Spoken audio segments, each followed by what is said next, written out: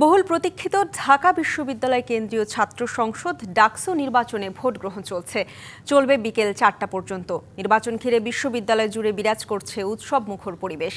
ডাকসুর ২৮টি পদে প্রার্থী ৪৭১ জন, ভিপি পদে প্রার্থী মোট ৪৫ জন আর জিএস পদে প্রার্থী ১৯।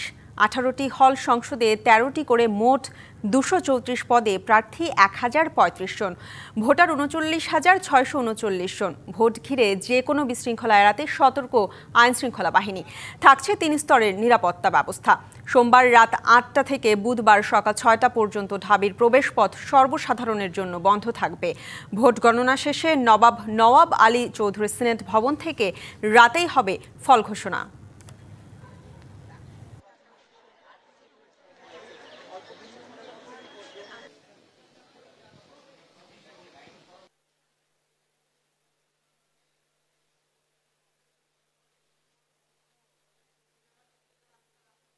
নিরাপত্তা এখনো পর্যন্ত কড়া এবং ভালো, এখনো কোনো ঝামেলা দেখতেছি না। আশা করি সমস্ত কিছু ভালোই আছে। অনেক বেশি এক্সাইটেড আর ধন্যবাদ প্রশাসনকে।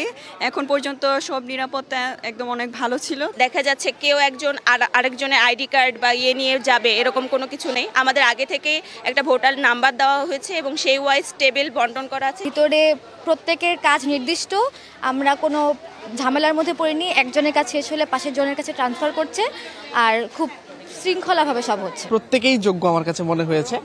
সো তারপরও যোগ্যদের মধ্যে যোগ্যদেরকে খুঁজে বের করা একটা চ্যালেঞ্জ ছিল। সব পরিবেশ ঠিক আছে, শান্তিপূর্ণভাবে ভোট হবে আশা করি। হ্যাঁ, কোনো আশঙ্কা নাই, ইনশাল্লাহ কোনো আশঙ্কা নাই।